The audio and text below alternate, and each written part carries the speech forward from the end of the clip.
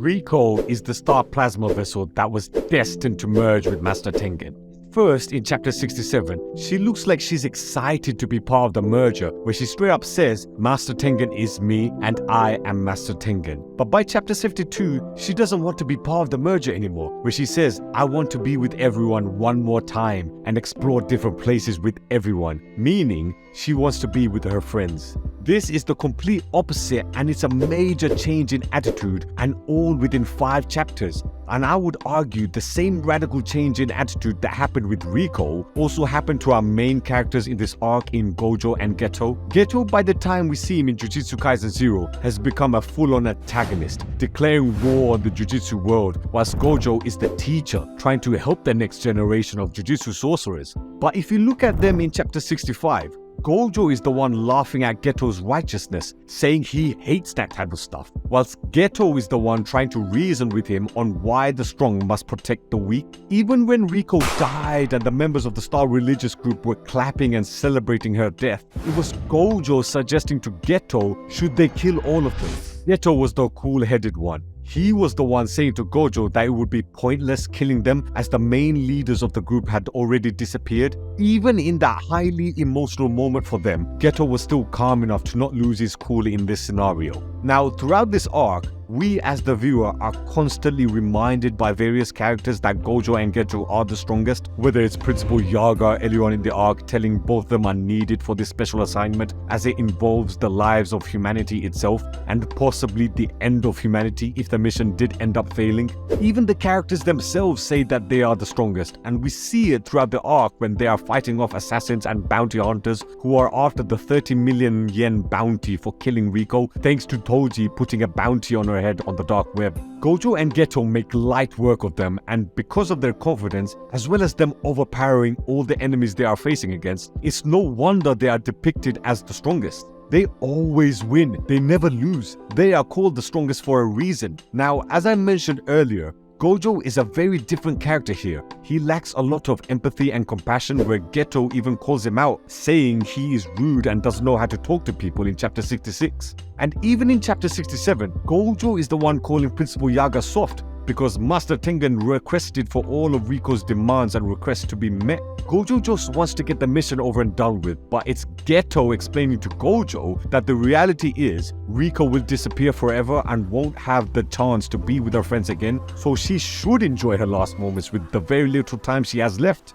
And yes, they did end up leaving Tokyo and having a big day out outside of Tokyo because of the numerous assassins chasing after them. But in chapter 70, you see Gojo and Geto bonding with Riko and enjoying life as if that's their little sister. And they're doing this, giving her a chance to experience the joy and fun of life whilst on their mission in fighting against potential assassins coming their way. You can actually now point to this moment here in the arc that explains how Gojo is the way he is, in that he is very relaxed and carefree and allows his students to be free and enjoy themselves as much as possible. Because as we know, Riko does end up dying after she decided not to merge with Master Tengen. Her life was cut short, but I think even if she decided to go with the merger, it's still the same scenario. Her life gets cut short regardless if she has the merger or not. Gojo experiencing this and having a major loss where he feels it's his fault that Riko died, as he even admits in chapter 76 to Geto that it was his fault. I think even though Gojo acknowledged that Geto is strong, the fact that Gojo in chapter 70, as mentioned by Geto himself, Gojo was the one that was up all night using his 6 eyes and for almost 24 hours hasn't turned off his curse techniques. The guy didn't sleep or turn off his powers despite still having Geto there, who he says is also side by side with him as the strongest sorcerer. But if Geto was truly as strong as Gojo, then why was Gojo up all night? Why didn't he turn off his 6 eyes? Because I feel deep down, Gojo feels because he knows he is the strongest character, it's his responsibility to make sure everyone under his protection is safe. And you can tell he knows he is the strongest because in chapter 75, he straight up says, "Throughout heaven and earth, I alone am the honored one." Not even him and Geto, just him alone. Which means he knew he was stronger than Geto, but didn't want to admit it because he knew it would hurt Geto and potentially ruin their friendship as well. And we see in chapter 78 where they're both arguing, and because of the power gap between them, Geto uses that as an argument against Gojo. So I feel Gojo knew at some level this would happen. That's why he kept saying both him and Geto are the strongest. But yes, because Gojo knows that he's the strongest, but still Riko ended up dying. This killed him inside because he feels like he failed. But Riko's death opened his eyes to reality, that it's not all about being the strongest. You can still fail even if you are the so-called honored one. Gojo does end up killing Toji, but what's the point now? The job is done. Riko is dead. It's pointless. Riko needed to die for Gojo's humanity. At the beginning of the arc, Gojo didn't care about saving people, but by the end of the arc in chapter 78, it's Gojo reminding Geto that pointless killing is useless, and he calls Geto out on this.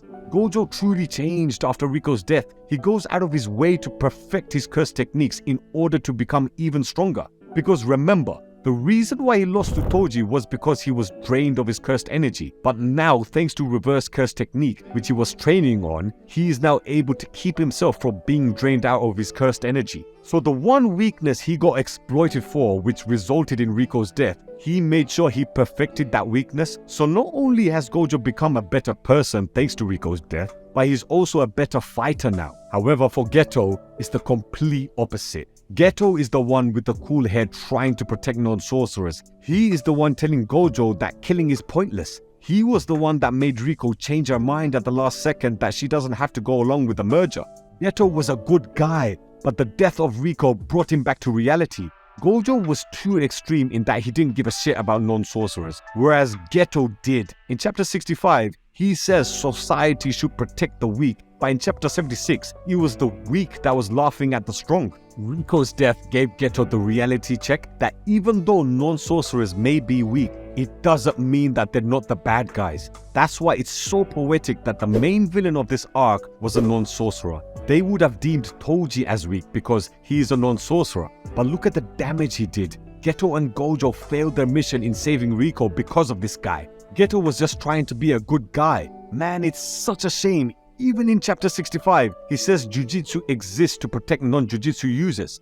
Geto had the mindset of a hero. Look at what he's saying. He would have dedicated his life to protecting normal human beings, and that's why it hits so much harder, the way the members of the Star Religious Group were laughing at Riko's death. In chapter 77, Geto suggested to Yuki in order to get rid of cursed spirits, killing all non-sorcerers can be an option, with the image of the members of the Star Religious Group in his head as he said that. And even in that chapter, he still couldn't stop thinking about the scenes of these horrible people laughing at an innocent girl's death. Geto was traumatized by this. He's already feeling guilty with the failure of protecting Riko, but the aftermath of seeing non-sorcerers who he believed just a few chapters ago was his mission to protect, actively celebrating the death of another human being just shatters his core values and beliefs on what the world is. It's like discovering for the first time that Santa Claus isn't real or that wrestling is fake. It's that destruction of a happy, innocent, naive ideal getting shattered,